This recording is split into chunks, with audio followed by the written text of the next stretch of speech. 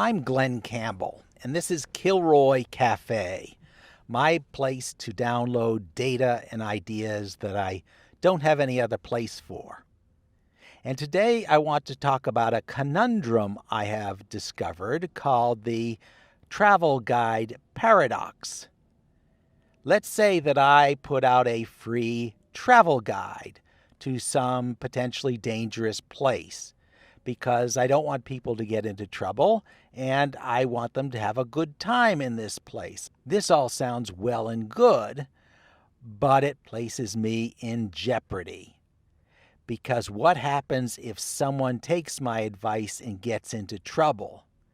In that case, they're going to blame me. And this is going to be a powerful disincentive to my offering anyone any advice at all. And this observation arises from a real travel guide that I put out in the 1990s called the Area 51 Viewer's Guide. This was a guide to a stretch of highway near the secret military base in Nevada where you could supposedly see UFOs on demand. I never saw the UFOs myself, but I did put out a guide to the area. It was a practical travel guide that told you what was along the highway and how you should prepare and what all the services were in this area. And one of the bits of advice that I had in this guide was that along this lonely desert highway, 110 miles, there was one gas station. And I mentioned this in my guide. It was in the town of Rachel. So halfway into the highway, you knew you would find gas, and I put that into my travel guide. The trouble is, the gas station eventually closed, and no gas was available. So people who are using my travel guide would have got in trouble.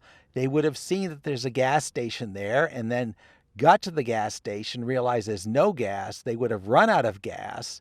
They might have run out of gas in the desert and died of dehydration, in which case their relatives could have sued me for misleading them, for giving them bad advice.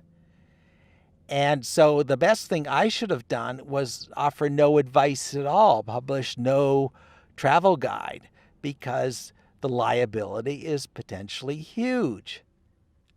And this transfers to all sorts of other altruistic things that you could be doing. Whenever you try to help someone, there's a risk that it will make them worse, make their situation worse. Hopefully it doesn't happen very often, but there's always that potential. Every action you can take has its potential unintended consequences.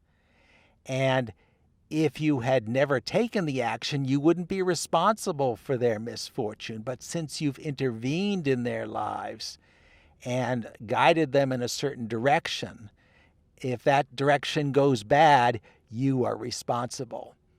So the logical thing to do would be to never offer anyone any advice, never try to help anyone, never try to do any altruistic act, because it might end up costing you. So let's get back to my experience with travel guides. I'm actually a compulsive travel guide maker.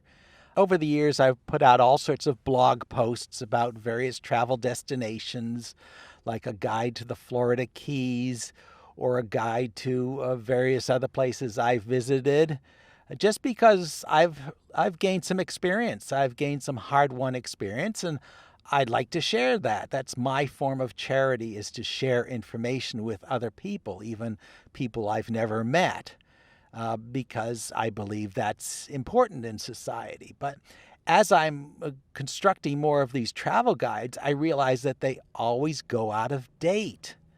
My guide to the Florida Keys would have told you places that you can camp. You can secretly camp. And in recent visits to the Keys, those areas are no longer available anymore. They've been redeveloped, so you can't camp there anymore. So if I'm going to offer advice, then I also have to continuously revise this advice forever, or people will get in trouble because of my advice. And just putting out the information is only one step in the process. Once you decide to offer free advice, then you have to continuously revise it forever. This is what I had to do with my travel guide to Area 51.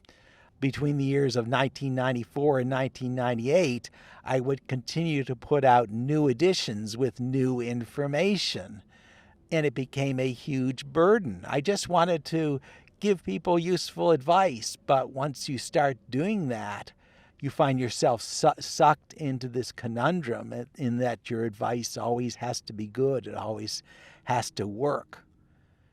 And we can extend that to any sort of charitable effort.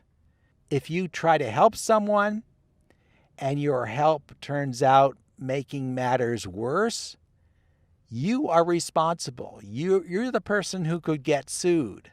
You are responsible for misleading them, and you get penalized in some way, which is going to be a disincentive to ever helping anyone at all. And if you're going to help people, you have to find a way over this, to get past this. And that's the basic conundrum. It's called a paradox because it's fundamentally unresolvable in a purely theoretical sense. You have to resolve it in real life. And you resolve this in terms of advice, giving people advice. You have to weigh, what are my risks if I give this person advice? And how could they get in trouble if I give them advice? And you have to weigh that along with the benefit that you'd be giving them. Because we all want to share with others. We all want to help the world.